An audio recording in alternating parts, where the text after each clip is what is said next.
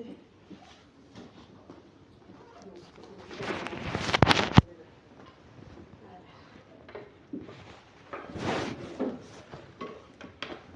soy la doctora Morales, soy cardióloga, ecocardiografista. Vamos a pasar estas 3 semanas con mi persona esta rotación de cardiología.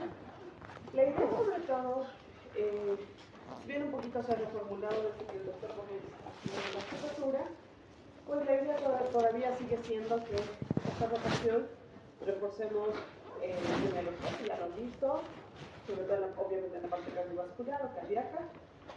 Pues vamos a volver a ver la radiografía de tórax y esto esta semana. La segunda semana vamos a hablar de electrocardiografía. Considero que es de las más importantes porque en realidad eso es lo que la mayoría o no ha aprendido bien o ahora lo podemos reforzar, y la idea es que se vayan con la noción básica de electrocardiografía. Lo básico se dan semana, pero no voy a poder interpretar, en realidad es un 99% lo básico. Cosas muy aisladas como taquicardias, por ejemplo, de entrada del nodo y otras, no es tan sencillo ni siquiera a veces para cardiología evaluarlas en ese momento, porque a veces requieren que bajemos la frecuencia. A veces la onda P se esconde en cualquier lugar y eso hace que necesitemos sobre todo bajar la frecuencia. Entonces, en ese sentido, lo que van a ver va a ser lo que todo el tiempo van a estar encontrando en sus pacientes. Y la última semana vamos a ver algunas enfermedades. El doctor les decía, hace como que énfasis en que como que 2 semanas estuviéramos viendo enfermedades cardíacas, pero en realidad no nos da tanto el tiempo. Se van a dar cuenta que pasa volando, y como la semana de electro realmente es de las más importantes, pues esa no vamos a ver tantas patologías. Sin embargo, en lo que vayamos viendo no es que hoy día, digamos, vamos a ver lo del examen físico general y solo esa parte, sino vamos a ir hablando de ciertas patologías cardíacas. Y las vamos a ir repitiendo en todo el rote para que tengan la noción más clara.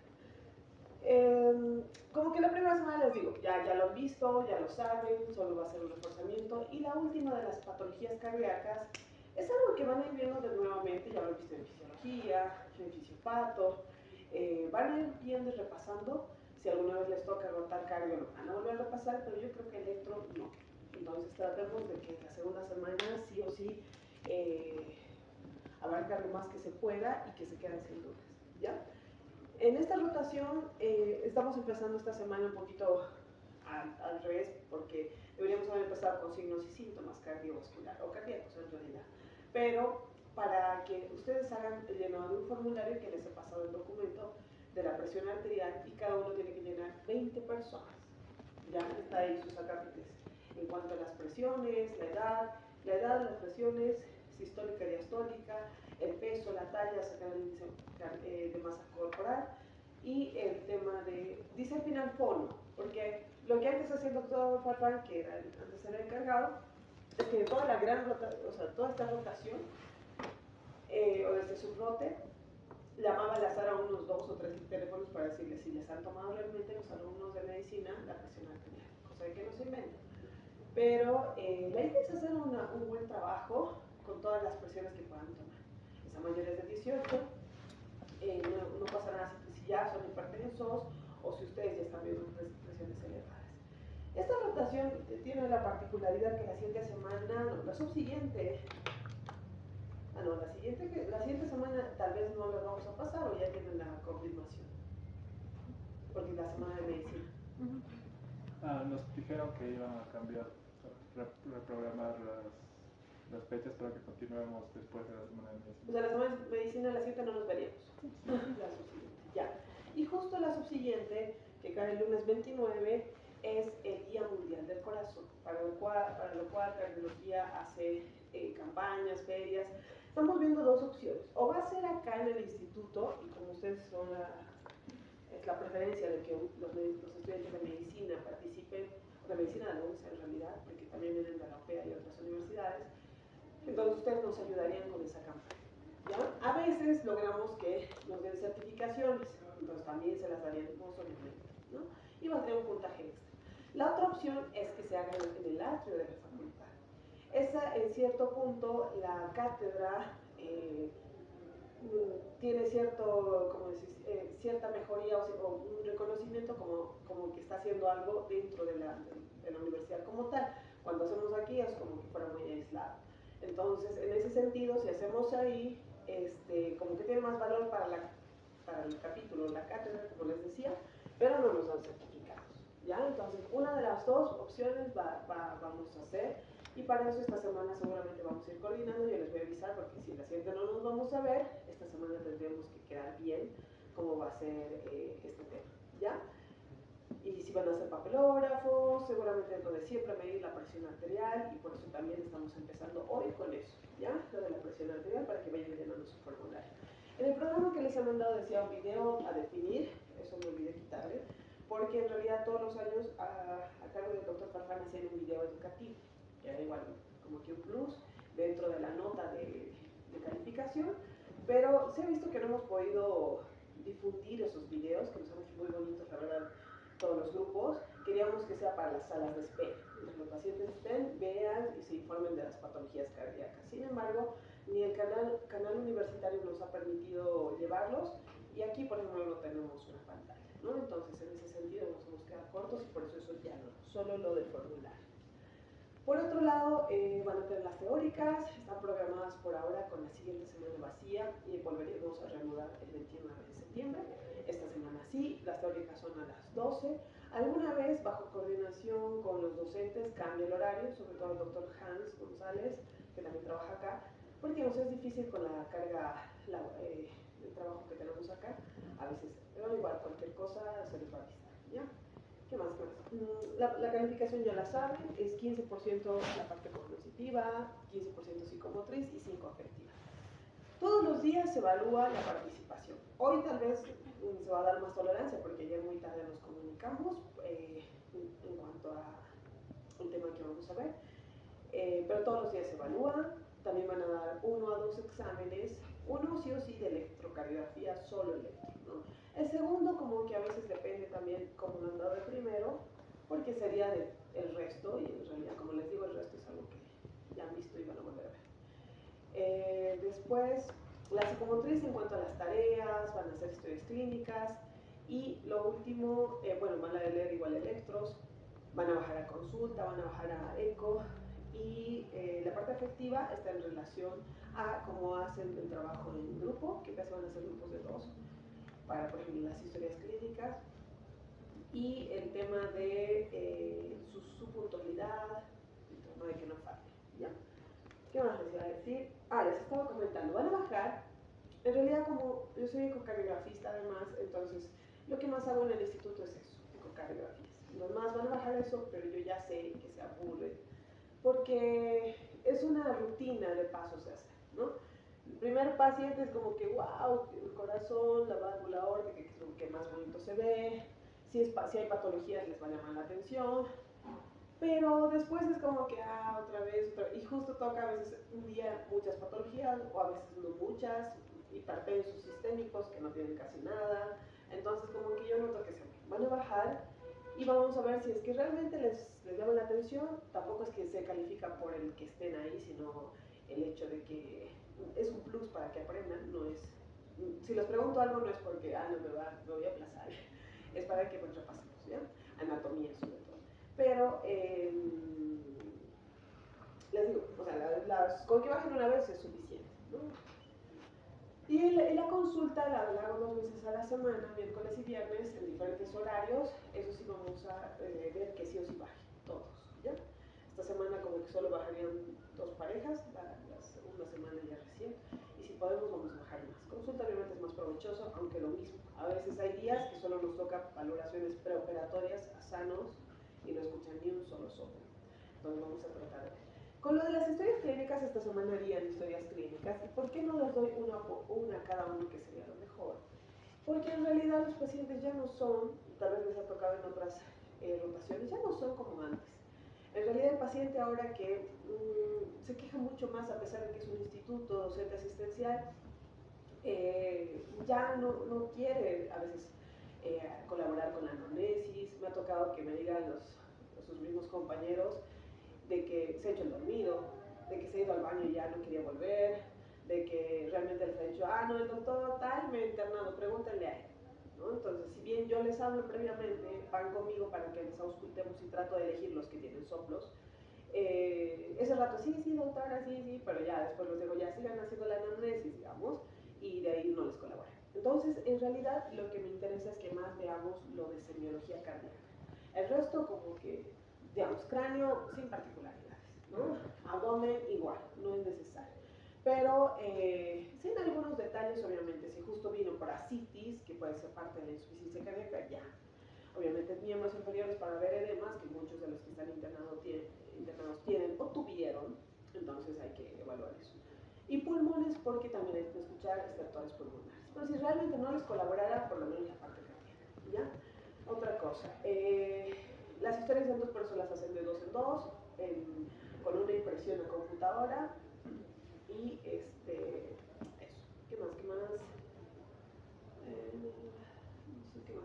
Hoy vamos a ver si es que ya de por sí vemos algunos pacientes, porque también como empezamos esta rotación del doctor González, el doctor Gómez y yo, seguramente igual los van a llevar a sus alumnos a los pacientes, y ese es el problema, ¿no? O sea, están muy entrevistados por varios estudiantes y a la vez por los internos, residentes y el médico de terapeutas. Por eso es que ya no colaboran tanto. ¿Qué más?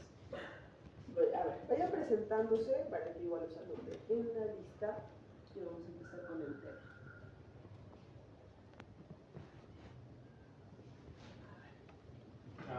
Mi nombre es Yojaila Maquera Álvaro. ¿No recargas materias? Estoy con anatomía patológica. ¿En la tarde? Sí. ¿A qué hora? Los miércoles de 4 a 6 y los viernes de 5 a 7.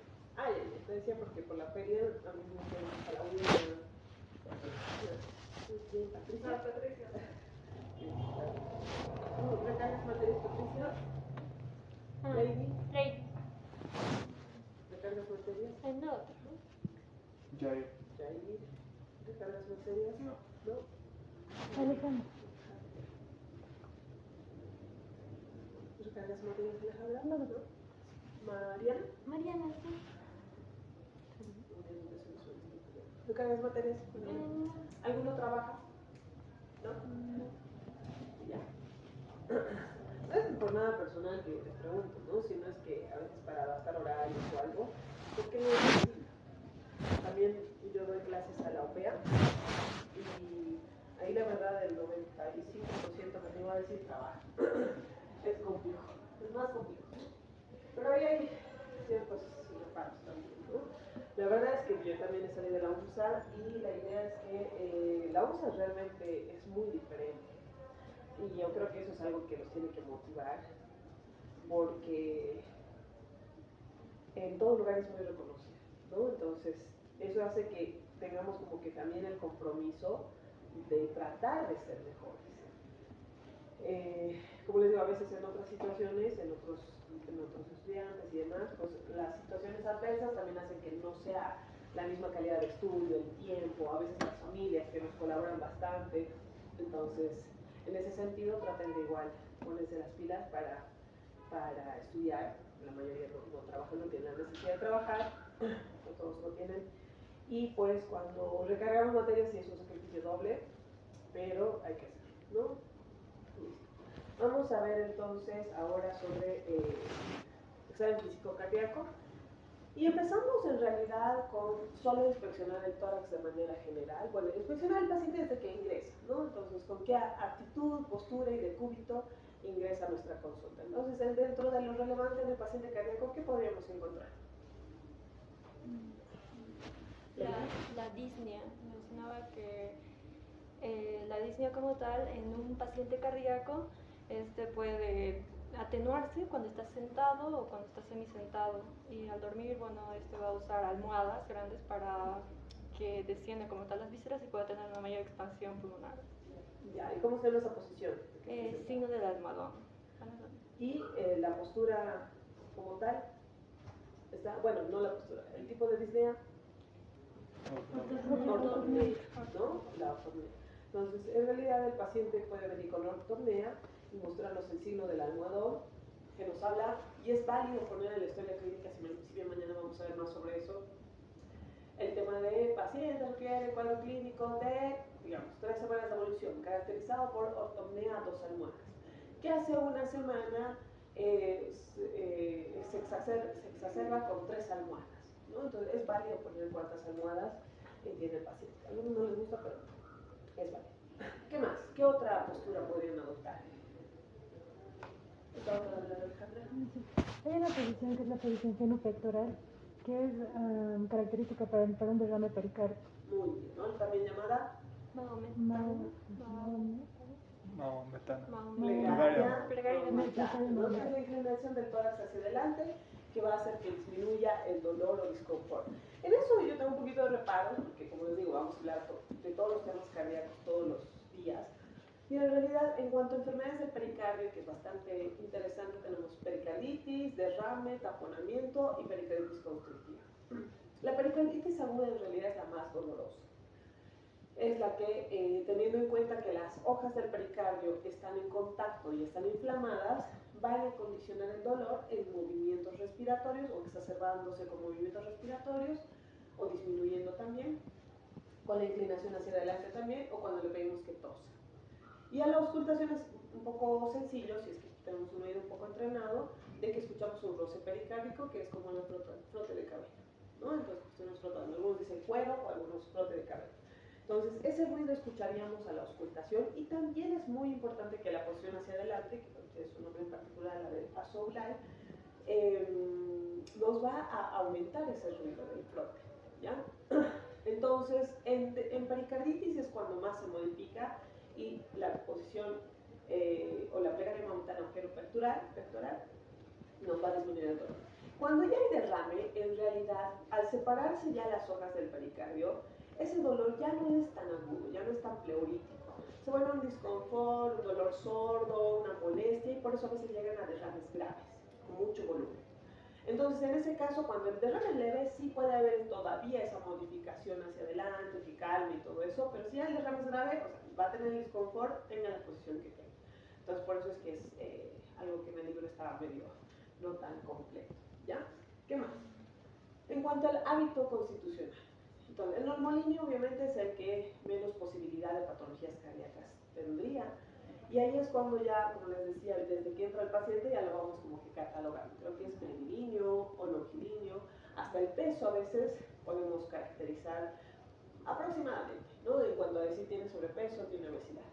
Entonces, en ese sentido, el brevilíneo, ¿qué patologías podría tener cardíacas? Patricia.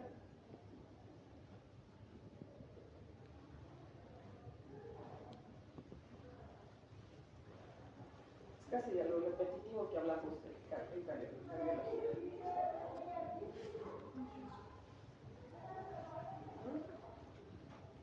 Un brevilíneo, ¿qué te haría pensar? No.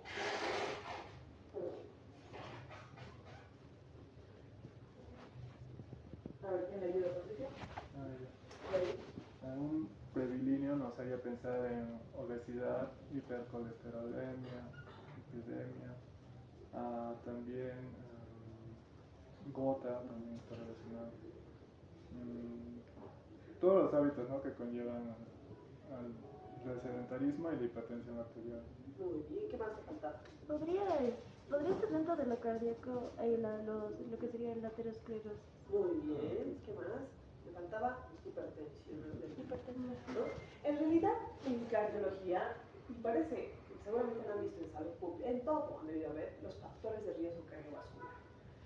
Cuando obviamente mi visión cardiológica siempre va a estar en cuenta eso, ¿no? Entonces mi mente ya está desde que entra. Es varón mayor de 45 años o si es mujer mayor de 60. Ya.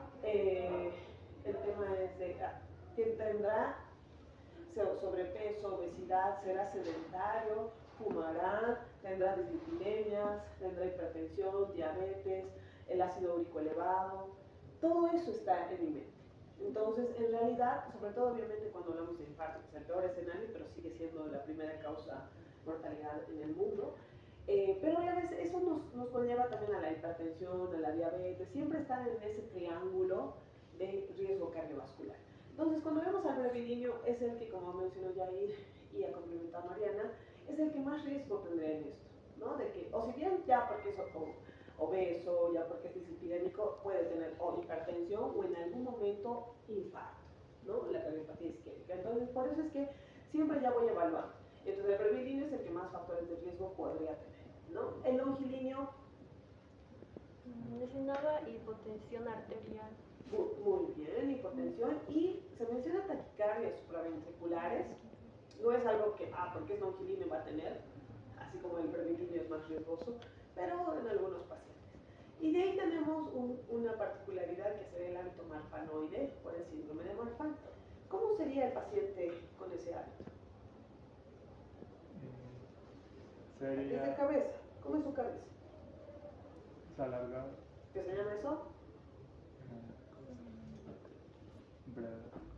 Dólico, ¿no? El pectus, ¿cómo es el pectus del Marfan? Carina, es hundido. O también puede ser Excavatum o carinatum, sí. Está el libre excavatum nada más, creo, pero también puede ser carinatum. ¿Y qué tiene el Marfan? O sea, ¿qué es su peculiaridad?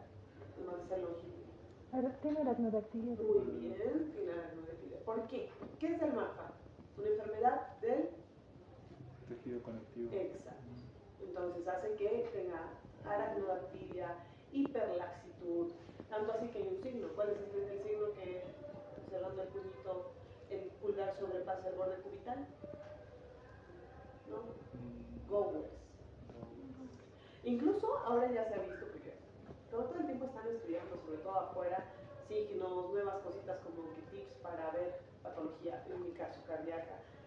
Se ha visto que los que hacemos en diagonal, el dedito, y sobrepasamos el borde, podríamos tener cierto riesgo cardiovascular, ¿no? Es ligera hiperlaxitud. No hay Marfan, estoy yendo por otro lado, pero hasta esas cositas a veces se van a evaluar, ¿ya? Entonces, bueno, volviendo al Marfan. A la aracnodactilia, que incluso nos dice que cuando cerramos el anular con el pulgar podría sobrepasar, ¿no? Realmente por ser dedos muy largos. ¿Y qué es lo que pasa con el Marfan? ¿Qué es lo que pasa en el corazón? Con el Johan, ¿te salta esa parte? ¿No? Ya hemos visto cómo va a ser el Marfan. Esta le tenemos las fotos por si no lo han podido ver. Creo que se desgarra la capa íntima y puede provocar una disección en la aorta. Porque previamente tiene un aneurisma, ¿no? Así como es una enfermedad del tejido conectivo, entonces su aorta está ya tan dilatada que llega al punto del aneurisma. Y al estar aneurismático es más susceptible a disección aórtica. Entonces, eso es una casi emergencia. No en nuestro país, porque no podemos hacer mucho, no en La Paz, mejor dicho, porque no podemos hacer mucho, solo lo vemos. Pero en otros lugares sí, sería para que entre a quirófano con mayor preferencia, se le haga un tratamiento quirúrgico abierto o poco invasivo con cateterismo cardíaco, o sea, varias cosas. Entonces, si estamos diciendo que hay dilatación de la aorta ascendente, sobre todo la ascendente, perdón, sobre todo a veces desde la raíz. ¿Y qué es la raíz? Está la válvula aórtica ahí con sus 3 velitos, o a veces justo en el Marfan solo tiene 2, y es una aorta bivalva, o bicúspide le dicen, pero es bivalva. Puede ser está considerado como un defecto o una cardiopatía congénita. Entonces, bivalva o trivalva, ya, lo que sea, como está dilatado desde ahí, entonces esos velos que pueden estar sanitos, dejan de coaptar por la dilatación que se va con el tiempo, con los años. Entonces, a eso de los 20 y algo, incluso 18 años, ya escuchamos un soplo de insuficiencia aórtica. Y todos los parámetros que vamos a ver de insuficiencia aórtica. Entonces, en ese sentido, es que se ha ido dilatando tanto que las valvitas sanas ya dejan de coaptar, ¿no? Entonces, por eso es que es peculiar que a la auscultación escuchemos o busquemos un soplo de insuficiencia aórtica, ¿ya? Y obviamente tenemos que indagar, ¿no? Con estudios de imagen en realidad, es la dimensión de la aorta, los diámetros realmente, cuánto está dilatado, en qué porciones de toda la aorta, solo la torácica, la abdominal rarísimo, pero puede pasar, y la disección. Entonces, ¿no? Aquí en el libro, para que lo recuerden, si no lo han visto, paciente bastante longilíneo, ¿no? El pectus aquí no se nota muy bien, parecería excavatum, y la latitud es lo que nos llama la atención, ¿no? El signo de Gowers y la latitud al tratar de la mano con el meñique, tratar de agarrar la muñeca, ¿no? ¿Qué más? Ya de la mano podría ir el tema del peso, ¿no? En teoría, siempre el paciente cardíaco, y para todos los índices y scores que existen de riesgo cardiovascular, hay que sacarle peso, talla, índice masa corporal. Es el único parámetro aproximado que tenemos para hablar de esto como tal. Porque así, yo les digo, yo ya me he acostumbrado visualmente, y tal vez ustedes también, de saber, y dicen, pues tiene sobrepeso, seguro tiene obesidad o sobrepeso. Pero en realidad los pacientes, y sobre todo acá en el occidente, en La Paz, por ejemplo, tienen la idea de que tener un bajo peso, ser delgado, mejor dicho, es patológico. ¿Por qué? Porque en realidad, en general, muchas cosas sí son difundidas en enfermedades. La tuberculosis, el VIH, el cáncer, la diabetes en su parte inicial, o sea, todas estas nos bajan de peso. Entonces, es por eso que el paciente, mucha gente lo relaciona, baja de peso, está enfermo. Obviamente hay casos en los que sí, hay que las pérdidas muy abruptas y síndromes constitucionales a veces corresponden al cáncer o al VIH o a tuberculosis. Entonces, por eso es que la población tiene esa idea, y yo tengo muchos pacientes en la consulta que les digo, baje de peso, está con 10 kilos aproximadamente de peso extra, buen día, doctor. Y la verdad es que dicen no, porque bajar de peso significa que en mi pueblo, donde vivo, me van a decir que estoy enfermo. Y como los encasillan y es más complejo, pueblo chico, grande, entonces es más difícil y no se rehusan totalmente. Uno les explica, pero es que el infarto, la hipertensión, la diabetes, igual no. Entonces, la idea sería educar en esos lugares. Cuando uno se va a provincia, son temas que dicen, no, pues ya todos deben saber qué es el peso, pero en realidad a veces no es tan sencillo, ¿no? Y también son reacios los pacientes a aprender nuevas cosas. Entonces, en ese sentido, el peso es importante. Lo mismo, el sobrepeso, la obesidad, más riesgo cardiovascular. De ahí nos vamos a que en cabeza tenemos ciertos signos particulares en el paciente cardíaco. ¿Cuáles serían? A grandes rasgos. A veces en la insuficiencia cardíaca principalmente del lado derecho, podemos encontrar lo que sería la ingurgitación yugular. Ya, mañana lo vamos a ver también porque hay grados, podemos evaluarla en cruces o en grados para ver cómo va evolucionando también. Es un signo, porque el paciente se da cuenta, y eso va a ir en las evoluciones todos los días. Muy bien, ¿qué más? ¿Qué quieres decir? Perdón. También está el signo de Muset. Muset, ¿qué es el Muset? Es el movimiento de la cabeza hacia adelante, que está en sincronización con el latido del corazón, ¿no? Por una estenosis. ¿Estenosis, seguro? No, suficiente. Y en realidad solo lo vemos en la insuficiencia aórtica grave. Cuando algunos escuchan leve, no, seguro que no. Moderado, difícil. Pero en la grave sí. La valvulopatía aórtica es bastante interesante, aunque parezca que no. En realidad la insuficiencia tiene muchos datos periféricos que nos ayudarían a sostener ese diagnóstico. Y la estenosis en lo particular también nos habla de una menor sobrevida cuando encontramos síncope, angina o disnea. Pues ya el paciente está condenado a que su sobrevida no pasa 5 años, lamentablemente.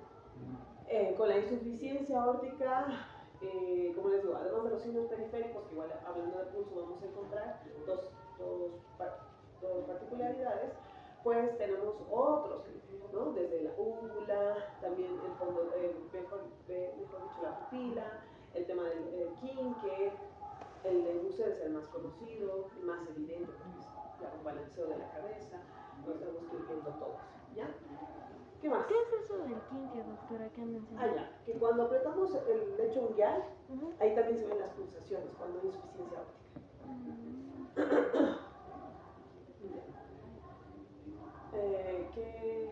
¿Qué otro dato en la cabeza vamos a encontrar? En Chagas, que la verdad es que cuando hablamos de Chagas es bien difícil a veces evaluar, porque le decimos al paciente con epidemiología positiva para Chagas, que en realidad en cardiología es una cápite obligatoria, así como el COMBE en todo Bolivia es obligatorio en antecedentes, la epidemiología para Chagas sería en cardio, porque Antes había mucho más que ahora, pero aún sigue habiendo Chagas.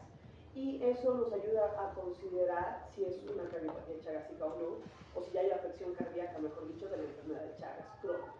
Pero muchas veces preguntamos si algún momento de su vida han tenido masa, de signo de masa o romaña, y no, muchos dicen, no, nunca he tenido nada de eso, ¿no? Entonces sí es bien raro, pero aún así hay que indagar.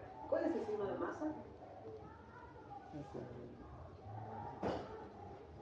La tumefacción de la cavidad orbital. Del ojito, ¿no? Ya muy bien. Bipalpebral, Sí. y que no estaba colorada, incluso. Y romaña. La romaña es más específicamente la inflamación de lo que sería el párpado, si no me Cuando equivoco. se acompaña por gamas. Exacto. Cuando además de la masa tenemos ganglios, ¿no? Entonces el complejo oftalmo-ganglionar. Y el libro menciona santeláceas, que serían como placas blanquecinas en los párpados. Nunca he visto, a pesar de que hay pacientes con sueros que le dicen ahí en el laboratorio, es suero lipémico, realmente está sus colesterol, triglicéridos súper elevados, pero nunca he visto santelasmas en realidad, ¿no? Que sería parte de. Ya nos vamos a ir a los signos vitales. En los signos vitales, lo primero que vemos es la frecuencia cardíaca. ¿Cómo evalúan la frecuencia cardíaca? Yojael, ¿cómo evalúas? Tomando con el estetoscopio. Muy bien, porque muchos me responden con el pulso y es la frecuencia del pulso, que puede tener una variación con la frecuencia cardíaca, en algunos casos solo en las ritmos. Entonces, auscultando, yo pongo el endoscopio o la membrana en el cuarto espacio parietal izquierdo, que es el foco del mesocardio. Ahí como que me concentro un ratito para ver si son ruidos cardíacos rítmicos y para tomar la frecuencia cardíaca. ¿Y cuánto tiempo toma la frecuencia cardíaca? Idealmente en 1 minuto. ¿Ya? ¿Y si no? Puedes ir haciendo fórmulas a través de 30 segundos, 10 segundos, 15 segundos. Muy bien. Porque si se dan cuenta, a ver, le pongo poniendo, ¿no? 1, 2, 3, o sea, 1 minuto es mucho. Y a veces parecería que pasa rápido, pero con el paciente ahí, él queriendo hablarnos y todo eso, se pasa lento. Entonces, 15 segundos siempre y cuando sea regular. Estás escuchando Bluetooth, Bluetooth, Bluetooth, Bluetooth, los 15 segundos. Si ya en esos 15 segundos o tiene antecedente o algo les ha dicho de arritmias, entonces tiene que ser el minuto entero. O está sonando Bluetooth, Bluetooth, Bluetooth, ya, todo el minuto, ¿no? Entonces ahí tienen que tratar de escuchar. ¿Cuánto es la frecuencia cardíaca normal? ¿El reposo? 60 a 100 en el adulto. Muy bien, porque nosotros, a menos que sean pediatras, vamos a ver solo adultos, ¿no? Entonces 60 a 100. De ahí tenemos la frecuencia respiratoria solo viendo el tórax. Hay libros que dicen de 12 a 20, de 16 a 20 o a 22, pero en realidad el parámetro está por ahí, ¿no? De más o menos 16 a 20. ¿Qué más? El pulso. El pulso tiene mayor interés en cuanto a varios parámetros que tomar, ¿no? Y el pulso en realidad antes era como que de los métodos más preferidos por los cardiólogos y otros que sabían tomarlo para hacer diagnósticos. Actualmente no es que se hacen tantos diagnósticos con el pulso. Deberíamos, sí, pero como ya los exámenes complementarios están más a mano, sobre todo cuando trabajamos en instituciones, donde ya hay todo. Entonces, la verdad solo ya lo dejamos sin querer, está mal, de manera secundaria. Y la verdad es que ya hay cosas tan teóricas que en realidad no van a ser tan fáciles de evaluar. Como por ejemplo ya FORM, ¿no? Iglesia de campaña. Apenas estamos evaluando cómo es el pulso, si es regular, todo lo que vamos a decir de la FRATIPS. Entonces, eso hace que sea difícil. Pero ¿por qué tenemos que saberlo si no lo usamos tanto? Porque en los casos clínicos va el pulso. Entonces, ya sea aquí o si se van a cualquier parte del mundo, a veces no tenemos al paciente, simplemente les dan un papel, ahí está su paciente. Paciente de 18 años, y de ahí les dice pulso bisphelix. ¿Qué era pulso bisphelix? ¿De dónde era? ¿Qué patología voy a llegar?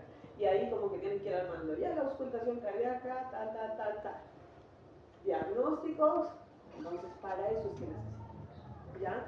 Por eso es que no es algo que pienso que podamos dejar pasar, a pesar que ya no lo hacemos en la práctica.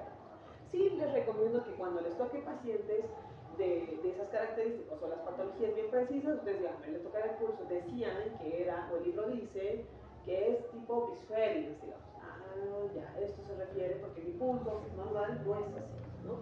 Esa es la única forma, pero no siempre hay. Ahorita en cardiología, justo hace 2 semanas había 2 insuficiencias aórticas graves, bonitos del libro, como para ver los datos periféricos, el pulso y demás.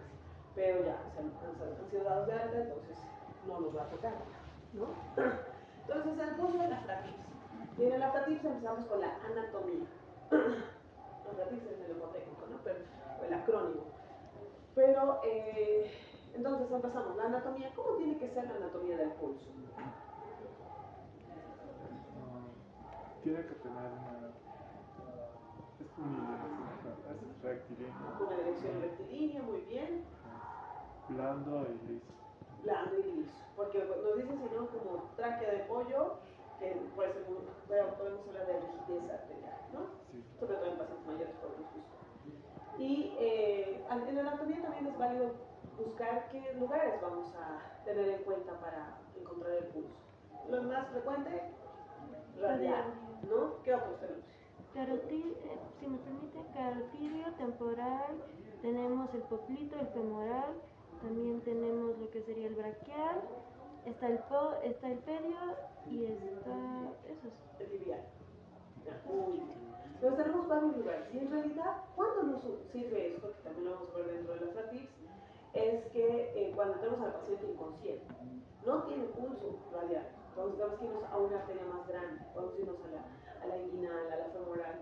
De ahí es que tenemos que ir subiendo, no se siente ni el carotidio, ya, el paciente tal vez su presión ya está demasiado baja, ¿no? Entonces ahí es donde tenemos que buscar. La frecuencia. Para la frecuencia, lo mismo, de 60 a 100, ¿no? Y la frecuencia cardíaca, en este caso, hablaremos de frecuencia del pulso, hablaremos de bradipigmia, taquicardia. Obviamente tendría que ir de la mano obligatoriamente de la taquicardia y bradicardia. Entonces ya un poquito vamos a entrar a esto de las causas de una bradipigmia o bradicardia también, ¿no? ¿Cuáles serían esas causas? ¿De bradipigmia? Podría ser obstrucción, fractura, algún tipo de luxación, algo que llegue a cubrir el vaso, incluso por causas de trauma, se puede llegar a perder el ingreso de sangre a la extremidad. Ya, muy aparte de que no encontremos en realidad el pulso, sí, que sea lento, simplemente que digamos lata el corazón a 50 latidos. Y por lo tanto el pulso va a ser 50 pulsaciones por minuto. Puede ser.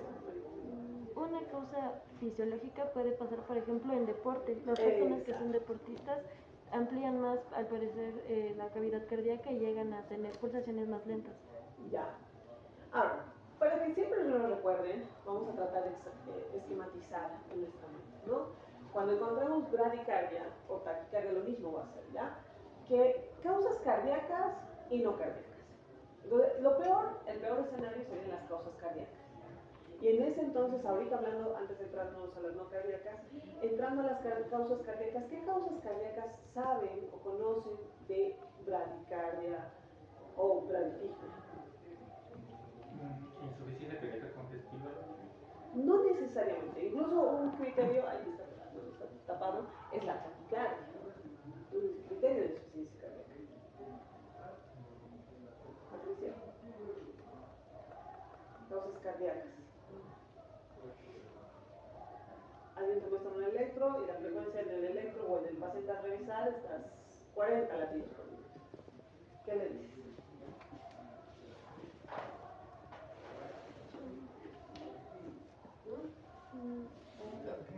Bloqueos. ¿Qué tipo de bloqueo? Muy bien. Los bloqueos auriculoventriculares encabezan las causas de bradicardia o bradipigmia en este caso, que es lo mismo, ¿no? ¿Qué otra causa? ¿Menos frecuente? Cardíaca todavía. Las bradiarritmias como tal. Ya, que en parte sería bradiarritmias, es la capita grande, una sería bloqueos. Otra. Hay una conocida conocida, que es la enfermedad del nodo sinusal. Y la enfermedad del nodo sinusal en realidad se refiere a una alteración casi sobre todo degenerativa, o sea, no la encontraríamos en un ojo. Y en ese contexto, la enfermedad del nodo sinusal nos trae una particularidad, que es que a veces hacen episodios de bradicardias y taquicardias. Hacen bloqueos intermitentes, AB, puede ser bloqueo de segundo grado, a veces tercer grado, a veces ritmo sinusal, o sea, va variando tanto porque realmente esta enfermedad del nodo condiciona eso. Que igual tendríamos que considerar la misma, el mismo tratamiento, que sería marcapaso, sí, es una posibilidad, ¿no? Teniendo en cuenta que hace tanta variación. Entonces, eso. Y cuando tenemos las causas cardíacas, estas bradiarritmias, tenemos que considerar si tiene una causa estructural también. Hay dilatación, miocardiopatía dilatada, hay cardiopatía isquémica, hay alguna de las miocardiopatías, que es una capita especial, hay un tema de valvulopatía que ha hecho que disfuncione, digamos, la estenosis aórtica, les decía, puede condicionar la disfunción del ventrículo izquierdo, también la insuficiencia aórtica. Entonces, hay algo estructural, entonces ya como que buscar eso, ¿no? Cuando hablamos de no cardíacas, ahí tenemos varias posibilidades. Fisiológicas, como nos decía Mariana, el paciente que hace mucho ejercicio y el paciente vagotónico. Un futbolista puede tener 40 latidos por minuto en reposo sin ningún problema. ¿Cuándo sería relevante? Cuando cualquier paciente, sea de edad que sea, me diga que tiene mareos y desmayos, o sea, 5. Entonces, en ese sentido, ahí sí, no importa si es futbolista o no, tengo que considerar que esto ya no es fisiológico, ¿ya? ¿Qué otras causas, aparte de estas, del vagotonismo y del ejercicio, o sea, pacientes deportistas, mejor dicho, no el ejercicio, deportistas, nos va a condicionar bradicardia o bradifilia? Medicamentos. Muy bien, ¿cuáles? Los beta-bloqueadores. Beta-bloqueantes, ¿no? O a veces nuestros otros antiarrítmicos, amiodarona, antivoxina, pero los beta-bloqueantes como que tomarían la mayor importancia. ¿Qué otras cosas? Otras patologías que a nada tienen que ver con el corazón. Puede ser la fiebre amarilla, que ocasiona bradicardia relativa, no sé si se relacionaría con bradi. Puede ser, pero muy raro. Hay enfermedades más frecuentes. El hipotiroidismo, ¿no? El hipotiroidismo es que el problema es que estamos infradiagnosticando patologías de la tiroides, y muchos tienen. En realidad, en cardiología incluso es un examen básico, así como el hemograma, glicemia, creatinina, electrolitos, perfil lipídico, ácido úrico, ego, está sí o sí las hormonas tiroides, porque está bien relacionado con otros temas cardíacos también, y en este caso con la bradicardia.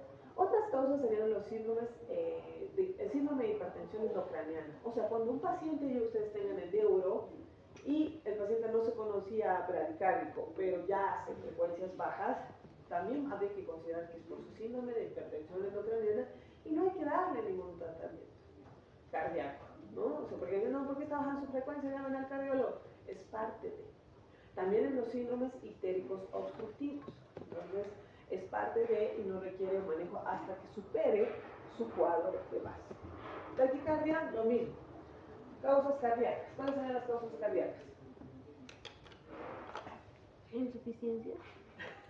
La insuficiencia cardíaca, aunque es secundario, sus síntomas, sí, es algo secundario, pero así como tal, cardíaca, Hipertensión arterial. no. Sí, se me olvida. ¿Estaba gritando usted? Sí, allá abajo escribimos la prensa, Benito. Ah, Es que todos ponemos. claro, sí, el viernes hay una reunión y el viernes han dicho. Sí, ahora está la prensa. Perdón, ¿qué le estaba haciendo? Ah, ya, causas de taquicardia y la hipertensión no. Aquí también entraríamos en taquiarritmias, en realidad, ¿no? Y las primeras taquiarritmias podrían ser, ¿cuáles? ¿Las más frecuentes? Fibrilación. Fibrilación y aleteo, o flúter o flutter le dicen, ¿no? Aleteo auricular. Esas dos. ¿Y por qué ponen este acápite de taquiarritmias? Porque en realidad cuando debutan, hacen taquicardia. Pero ustedes, digamos, si ya el paciente está en tratamiento por cardiología y ustedes lo ven en seguimiento,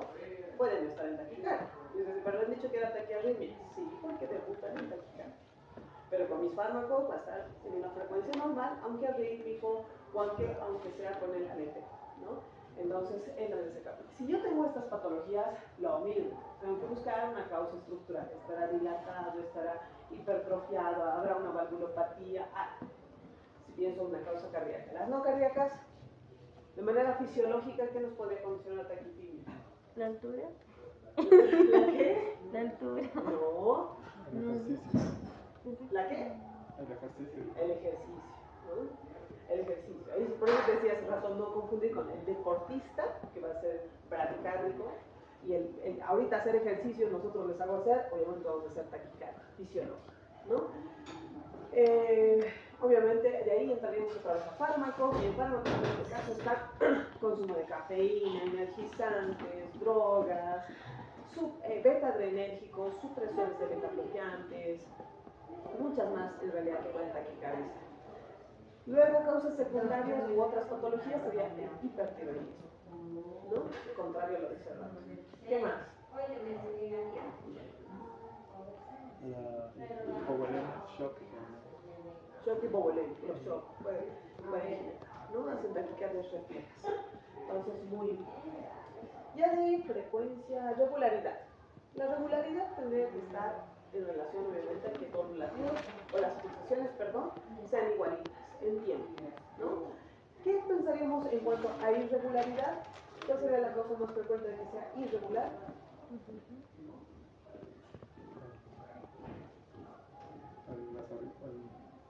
flúter auricular. Aunque en realidad la flúter es regular, pero puede haber irregulares que vamos a ver en el. La fibrilación. La fibrilación auricular es la arritmia más irregularmente irregular.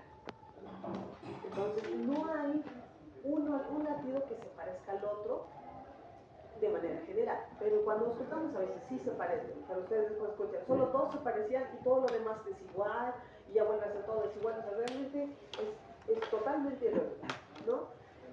Y el pulso es ahí donde a veces, porque tenemos que tener la idea, ¿no? El corazón tiene que tener un tiempo para llenarse y para expulsar la sangre, llenarse y expulsar.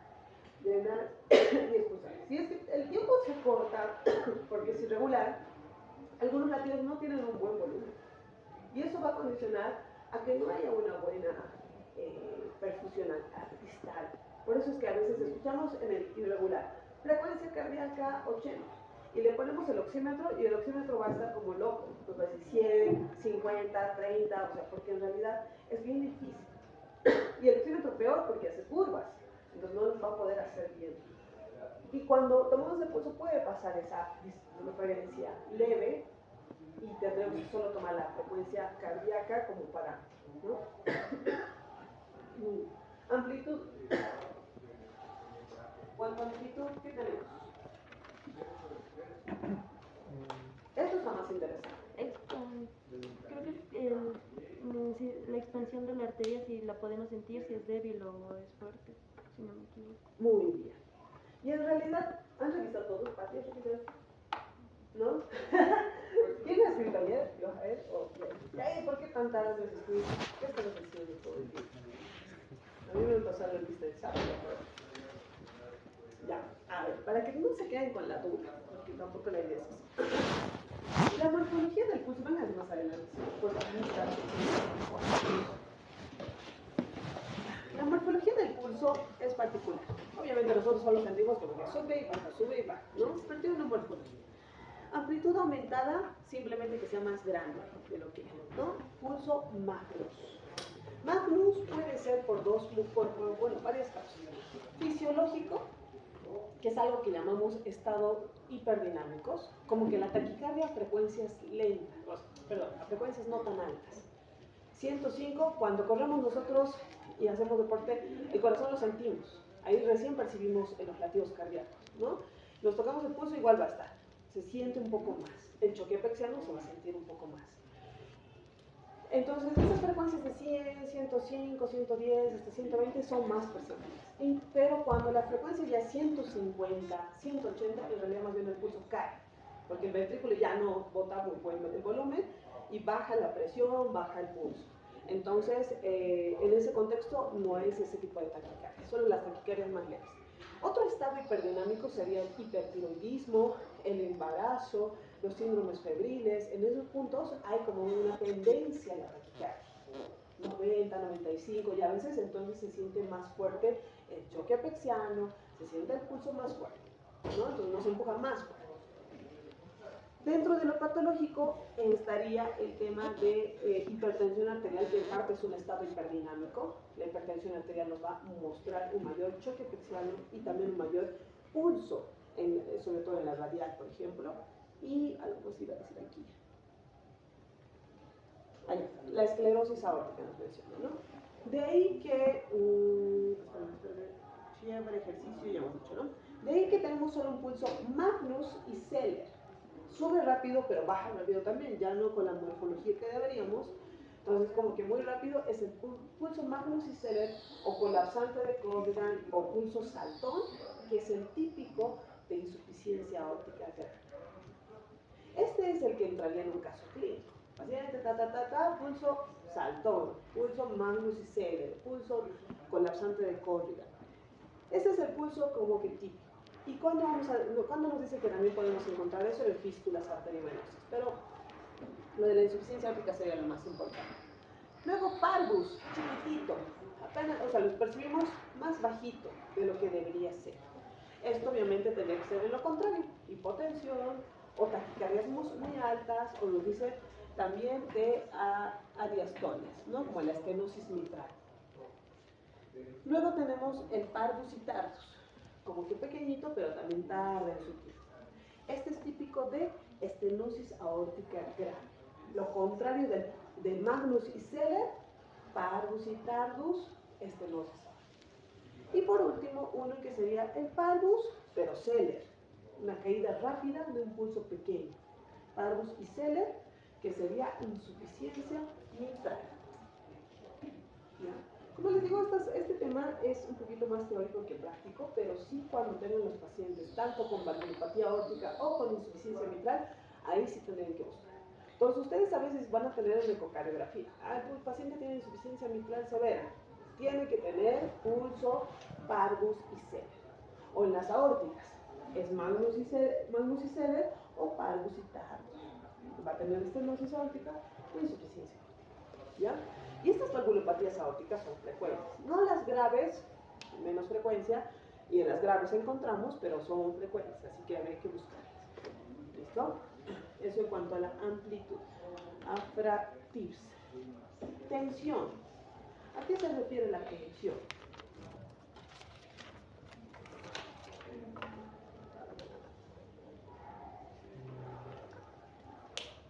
A la presión arterial. Afuera le dicen tensión arterial. Nosotros ponemos acá FC, frecuencia cardíaca, PA, presión arterial. Afuera le ponen TA.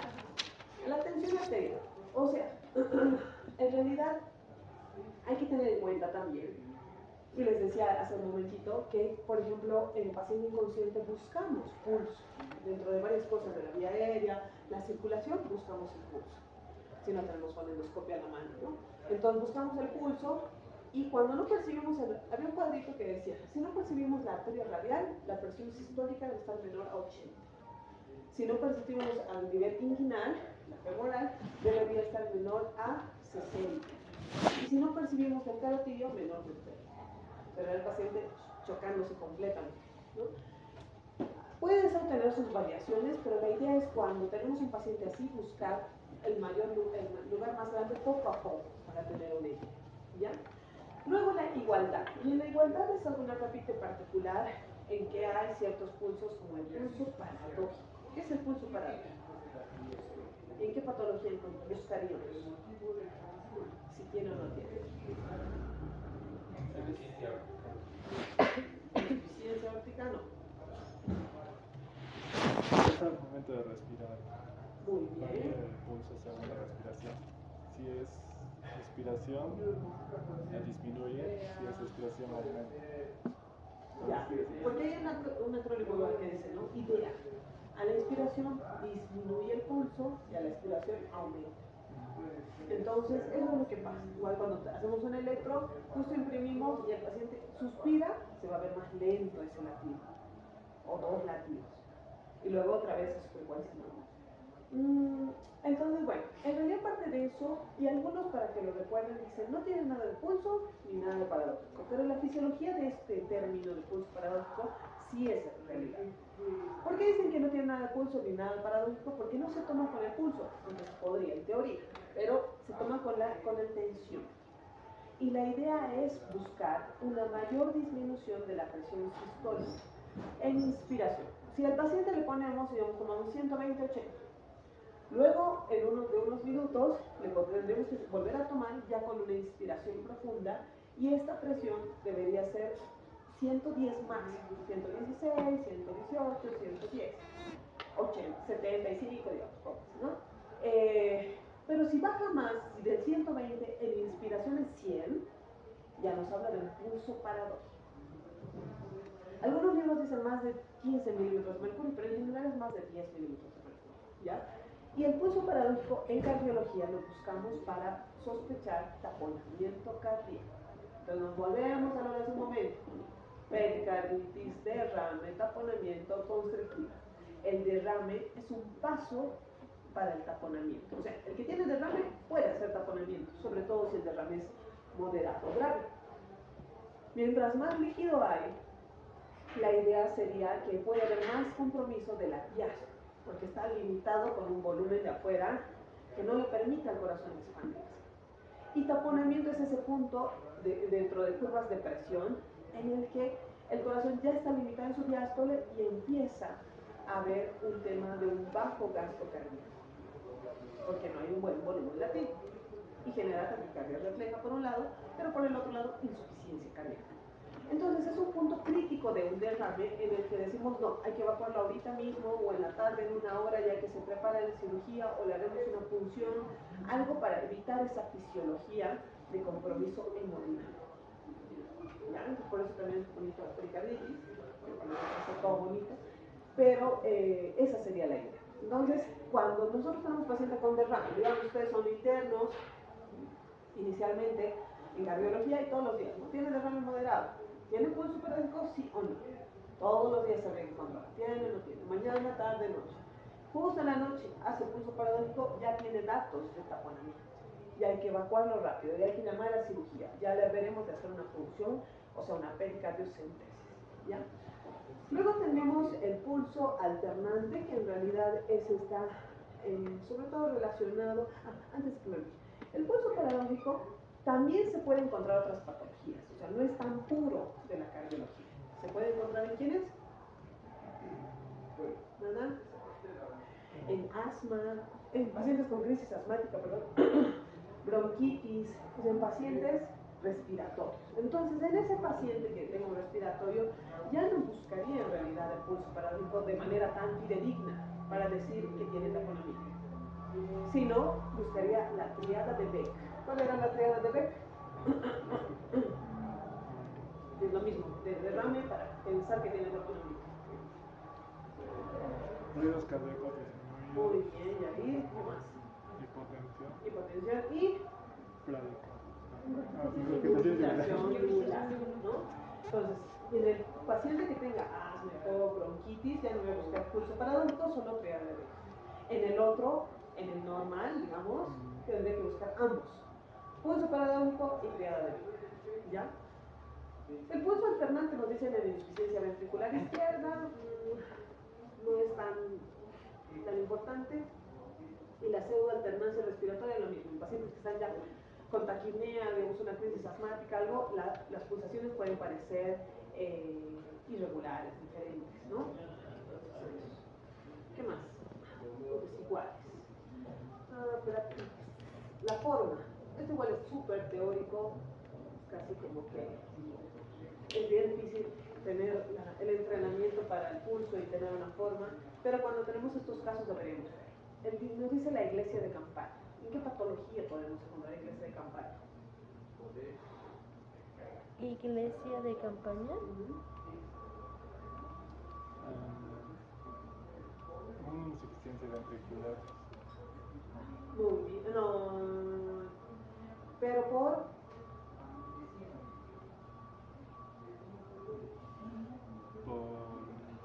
porque puede ser normal y luego baja muy rápido y con descenso lento. Eso como que sería la iglesia en campaña. Es difícil de esquematizar incluso. ¿Por qué sería? Nos habla de miocardiopatía hipertrófica. ¿Ya? ¿Qué es lo que entienden por miocardiopatía hipertrófica?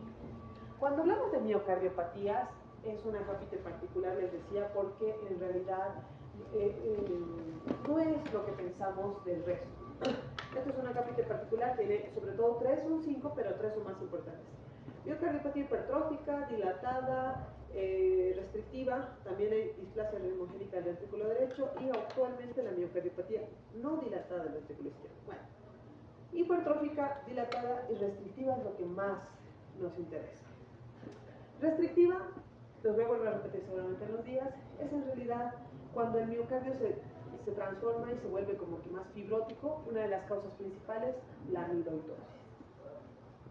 Hay otras causas. La dilatada, muchísimas causas.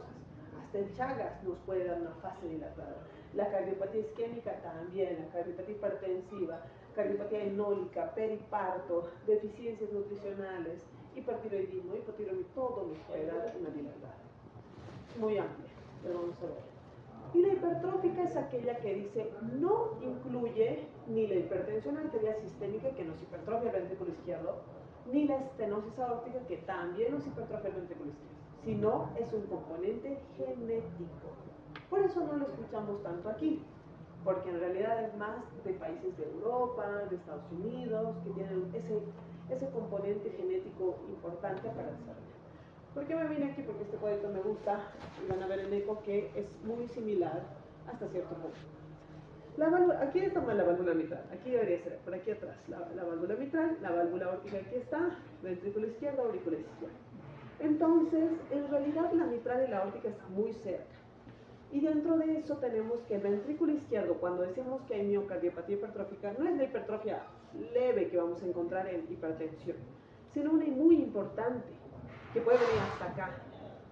Más que la válvula mitral se abre, llegan a cerrar parcialmente y se llama una obstrucción dinámica del tracto de salida del ventrículo. La aórtica está normal, tiene sus 3 velos, funciona bien, no hay ningún problema, pero ese miocardio tan grande, más su válvula mitral que va a llegar a chocar por el miocardio tan elevado, va a generar una fisiología obstructiva. Y eso se considera una miocardiopatía muy relevante. En realidad el tratamiento sería crónica, ablacionar, cortar un pedazo, se llama miectomía. Y por otro lado sería infiltrar por catéteres alcohol para que se necrose. El problema es que como tiene un componente genético, con el tiempo otra vez se va. Entonces, es muy bonita esa parte de miocardiopatías, pero no lo tenemos mucho aquí, por eso ni se habla tanto. Entonces nos dice que en la iglesia de campaña podría haber miocardiopatías que generen esta obstrucción, ¿no? No es algo que vamos a tratar primero. El bisferi en sí, el pulso bisferi, nos dice que son como 2 ondas. Y al pulso, ¿por qué podría ser? Es decir, tiene algo particular, insuficiencia aórtica grave. O sea, ya tenemos el Magnus y Seller, que era colapsante de Codigan, Saltón, como parte de insuficiencia aórtica, y ahora la forma en bisferias. ¿Listo? Luego nos dice el dicroto, que sería más débil, que sobre todo estados febriles. Y tendríamos la simetría, y hablar de simetría en el Astrapix es hablar de que en un pulso no percibamos uno de los 2 lados, siempre hay que hacer derecho e izquierdo, no percibamos el pulso. ¿Y eso por qué puede ser?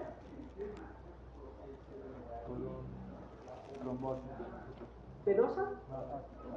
Arterial. Como estamos hablando de pulso arterial, entonces trombosis arterial.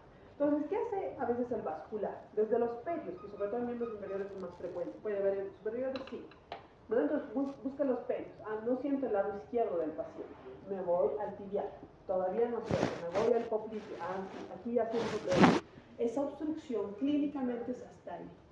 Puede irme más arriba para ir buscando realmente hasta abajo. Pero la idea es obstrucción arterial. ¿Ya? ¿Qué más? La presión arterial. ¿Han traído tensiómetros? ¿Sí? ¿Estetoscopio sí? Tensiómetro no. Ya, vamos a ver con uno de ustedes y mañana vamos a practicar con todos. Así que saquen uno. Para ver la cómo se gusta de la presión arterial. En el caso de encontrar taquicardia y hipertensión, ¿cuáles son los significados que deberíamos tratar de descartar? Taquicardia e hipertensión juntas.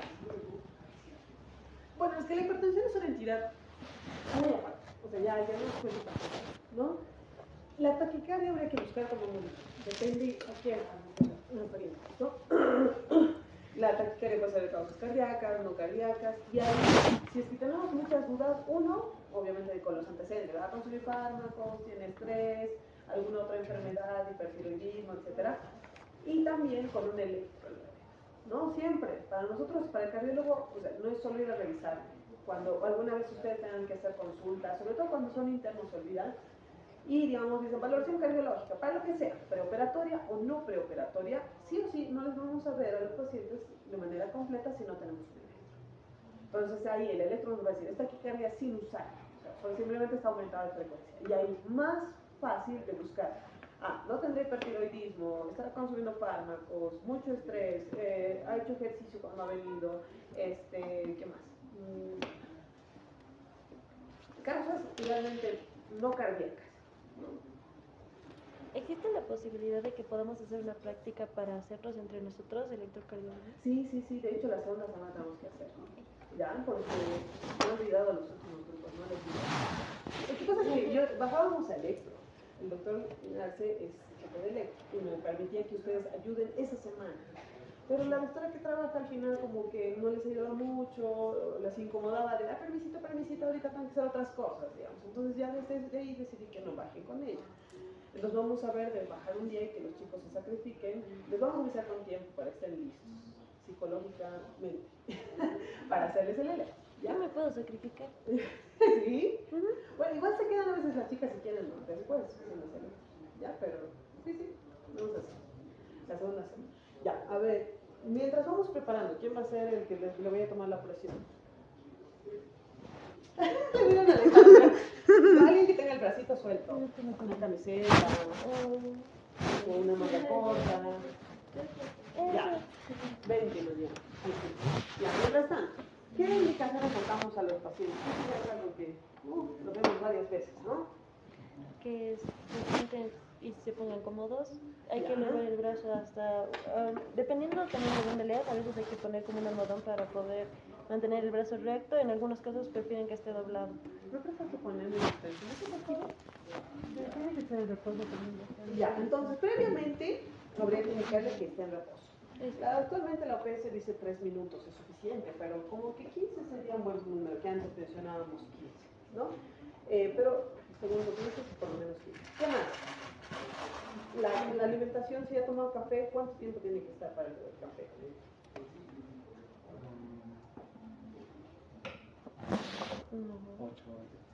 8 horas. ¿Una hora? Sí, dice la verdad 6 horas, pero por lo menos 1 hora, 2 horas habría que ver. Ahora, nos van a cambiar, todo lo que vamos a ir hablando, nos va a cambiar las cifras en 2, 3, 5 milímetros de mercurio, algunos dicen 8 en algunas cositas, pero la verdad es que el que es hipertenso no va a ser que tiene 126, 24, no va a ser realmente 150. Así no haya hecho nada de las indicaciones que le hemos dicho, o si haya cumplido a cabalidad, es diferente. A ver, van a ver. Ya, entonces siempre tiene una línea o dos arteriales. Algunos dicen para brazo derecho, brazo izquierdo. La idea es colocar la línea percibiendo el pulso braquial, ¿no? Entonces ahí tendríamos que más o menos en el tercio más proximal. De ahí tenemos a 2 travesas de dedo y agarro, ¿no? El brazo no es tan cilíndrico, a veces es más cónico, entonces por eso es que a veces se nos cae cuando estamos haciendo. Tiene que entrar un dedito sin dificultad, pero tampoco está tan suelto. Esto depende mucho, algunos lo ponen aquí, pero lo va bajando. Entonces yo prefiero a veces, espero no arruinar tu colega. No va a pasar nada. Ahí lo pongo yo a veces para evaluar, ¿no? La ropa más próxima que tenga. De ahí, que yo ya me alisto antes de insuflar, puedo poner esto acá, o a veces lo dejo colgando, Y entonces ahí, tomamos el pulso radial. A veces me toman aquí, tiene que ser acá. De ahí está bien bajito, aún así percibo, cierro y mirando el pulso, mirando el esfigmomanómetro, voy subiendo. Obviamente subo más o menos con la rapidez hasta 80. De ahí empiezo, percibo el pulso, sigo subiendo. Ya no percibo, unos 20 más. Si se dan cuenta, se va bajando. Entonces, hasta que yo me aliste, lo vuelvo a subir un poquito más. Ya lo percibí hasta 100 y lo aumenté 20. Y recién abro la válvula. ¿Qué pasó? Lo voy a subir.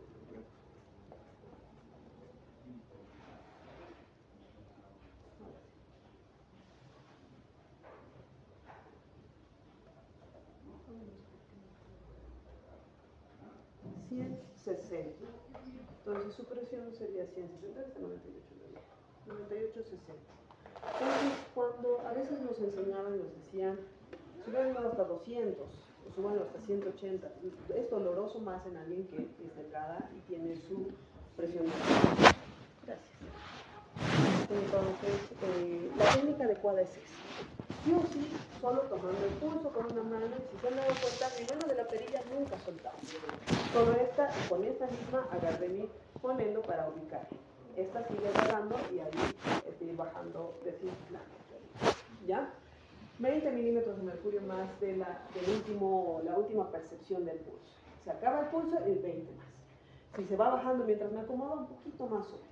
Solo cuando baja rápidamente, sin querer, no poniendo un nuevo tensiómetro, mejor dicho, baja muy rápido y a mi lectura no la hago. Si ya bajo 100 milímetros, no. Me voy al otro brazo. En realidad siempre deberíamos tomar ambos brazos. ¿Ya? Entonces, en medidas previas, el reposo. No consumir alimentos. Sobre todo tratar de no tomar la presión después del almuerzo. Es la comida más copiosa, más grande. Entonces, eso sí nos puede alterar un poquito. Pero si es el desayuno o algo así, unas 2 horas podría ser válido. El paciente también, el que ya toma sus antihipertensivos, considerar hace cuánto ha tomado. No, acabo de tomar. Entonces yo sé que su presión puede estar un poquito elevada. Pero tampoco, o sea, si vienen los sartán o los fármacos que cumplen 12 horas, no es que 12 horas y cero efecto, tiene que tener alguito. Y por eso es que les digo, si ya me dicen, no he tomado, me tocaba a las 8, no he tomado, ahorita que es 8:15, entonces, y mi presión está a 150, no le está haciendo bien ese losartán puro. Tiene que estar a 130, 138, para decir que realmente porque no ha tomado, es que está subiendo. Pero tampoco debe ser tan así, ¿no? Entonces, eso, ¿qué más? Durante la toma, la paciente sentada, apoyada, pies apoyados, sin cruzarlos, vejiga vacía. El ambiente incluso debería ser tibio, sin ruido, varias cosas que a veces no las cumplimos. Ustedes van a ver en el consultorio de acá del instituto, no cumplimos casi nada. No tenemos sillas, sino las camillas, y están ahí flotando sus pisitos. El paciente te está hablando, conoce que le digo, te lo voy a tomar, y te sigue hablando, no hay que hablar, obviamente. Pero aún así, como les digo, cuando realmente es hipertenso, ni porque no han cumplido todo, no tendría que subir tanto la presión, ¿no? Sino todos tendríamos esa mala regulación. Entonces hay que ver eso. ¿Qué más? Ya les mostró lo del brazalete, lo del manguito y eso. La idea es que practique. Parece sencillísimo, pero en realidad necesita mucha práctica de las manos, cómo acomodar todo eso, porque hasta los pacientes los ponen nerviosos. Así de que, no, me está presionando mucho, no, que este brazo no. En el renal nunca se le toma la presión en el lugar de la física. Es lo que ya sabe, domina. Este brazo no me puede tocar. Y usted no insiste. ¿Ya? Y alguna vez que estaban justo confeccionando ambos brazos, ¿dónde tomarían? Si no se puede tomar en ambos brazos. ¿Cuál sería el lugar más sencillo? ¿Las piernas? ¿Pero a qué nivel? En Popliteo. Bueno, para mí el popliteo es el más sencillo, ¿no? Entonces, ahí la línea estaría atrás y el fonendo también allá atrás, ¿no? A veces toca, hay que hacer de las 4 extremidades. Sobre todo cuando pensamos, perdón, ya me estoy llevando tú. Pues, sobre todo cuando tenemos que ver el tema de coartación de aorta, el tema de insuficiencia aórtica también. Entonces, en ese caso podemos tomar los 4 extremidades. ¿Ya? Listo. Hoy les voy a dejar libres, va a ser el primer día. Mañana voy a buscar una de las historias para que hagan pacientes más colaboradores. ¿Qué pasó? Ah, ya. Es que querían decir, no, mañana tenemos.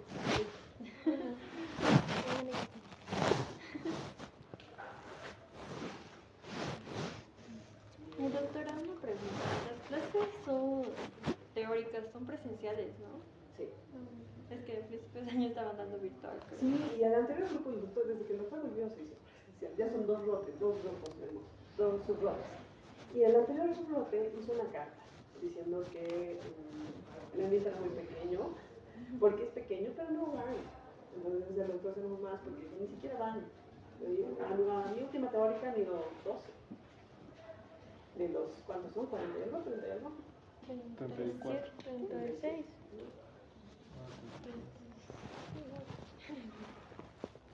Entonces, por eso es que, sí, porque también se nos hace difícil. Y lo malo también de virtual, a esa hora, digamos, si les damos un punto virtual, en mi caso, no es fácil porque aquí no hay muy buena señal. Entonces, a veces se cortaba y demás, entonces yo preferí mandarles grabado, ¿no? Y así, la verdad, todos lo tenían. Porque cuando van, en el anterior roto, por ejemplo, han ido, y los chicos se han molestado tanto de que eran tan pocos ellos mismos que han dicho, no vamos a pasar nada. Y las preguntas salen de antes no sabía, como habrán escuchado, antes salían del banco, pero desde que subió el ya salen del banco. ¿Qué más? Entonces, mañana, para mañana sí traigan sus tensiómetros, sus fonendos, traten de traer pocas cosas porque mientras hagan la historia lo van a dejar en un casillero ya limitar sus cosas, pero en un descuido cualquier cosa pasa, ¿ya? Y tráiganse gorritas desechables o si quieren las quirúrgicas y barbijos, si pueden KN, si no por lo menos estos, ¿ya? Para no llevarse nada a casa. ¿Qué más? Mañana van a hacer historias, mañana unos 35 acá. No, van a pasar eco. Que tienen libre todos hoy. Es que eco hago tantos días que ya les va a poder sí o sí hacer ecocardiografía. Entonces, les digo, o sea, hoy día o bien son libres totalmente o dos se quedan a eco. Nosotros libres, doctora, tenemos que ir a presentar una tarea de reumatología, tenemos que ir a dejar ya al doctor. ¿Todos? Sí, ¿Sí? todos tenemos mismo grupo. Ya, entonces muy libres, mañana empezamos con eso, ¿ya? Entonces, nos vemos chicos. ¿Terminaron el crucigrama? ¿No? No. Pero te copias.